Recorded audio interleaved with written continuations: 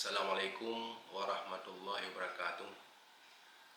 Saya Haji Fadli SAG MSI selaku Kepala Kantor Kementerian Agama Kabupaten Aceh Utara mengajak kepada seluruh lapisan masyarakat, khususnya bagi madrasah sanawiyah negeri maupun swasta di lingkungan kerja Kantor Kementerian Agama Kabupaten Aceh Utara untuk mendorong dan memfasilitasi siswa-siswi terbaiknya mengikuti seleksi nasional murid baru Man Insan Cendekia Aceh Timur tahun ajaran 2026-2027.